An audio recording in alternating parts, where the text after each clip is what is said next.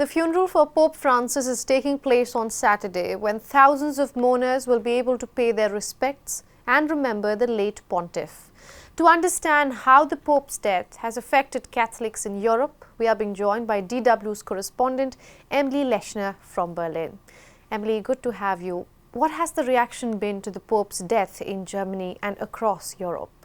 Well, the news here, has sparked the same reaction as it has in other parts of the world. Catholics and even non-Catholics who admired Pope Francis are deeply saddened by the news of his death. He was well regarded here in Germany, particularly for his pastoral perspective and for speaking up for marginalized groups of people. His outlook really resonated in this country, where the Christian tradition has really deep roots in service and in aiding the most vulnerable. Germany's incoming Chancellor Friedrich Merz, he referenced this perspective when he shared his condolences, and as did many of Germany's senior Catholic clerics and other leaders around the world. And both outgoing Chancellor Scholz, will be and Germany's President Frank-Walter Steinmeier, they are scheduled to attend the Pope's funerary service on Saturday. The Pope leaves behind a legacy of commitment to the less fortunate and to immigrants at a time when there is a lot of debate and division over how to address the number of people fleeing conflict. How was Pope Francis's message received across Germany?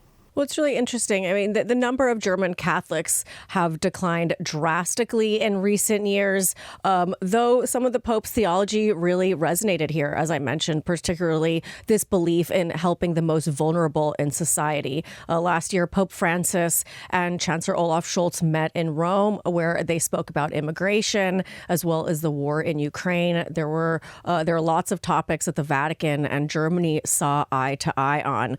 And though Pope Francis was regarded as more open or relatively liberal as in comparison with some of his predecessors, he didn't really enact the kind of reform that parishioners expected, or at least had hoped for, reform that the German Catholic Church was really pushing for. For example, he openly stated that homosexuality was not a crime and even blessed same-sex unions, but he didn't go as far as bless same-sex marriages or say that they would now be allowed in the Catholic Church. And this lack of real concrete reform, along with some of the scandals in the church and some of the disagreement between the German Catholic Church and the Vatican, was the reason why the number of German Catholic parishioners had dropped so drastically in past years.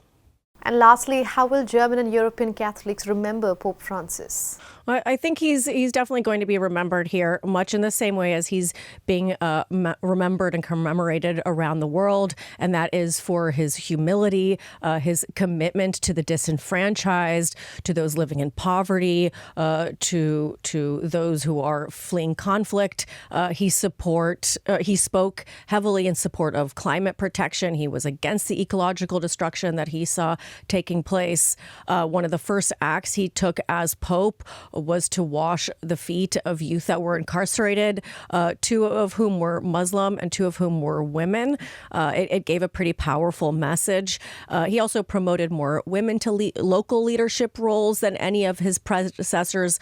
But as I mentioned earlier, the German Catholic Church really wanted real reforms, like more power for women in influential leadership roles in the church. And many of these reforms, Pope Francis felt threatened church unity. So there was also some discord. But despite these criticisms, I think largely that Pope Francis is going to be remembered for his commitment to speak up for the marginalized. And that's definitely left a lasting impact here, both on parishioners and leaders, like the chair of the German Bishops' Conference, who recently said that the Pope had opened a new chapter for the church.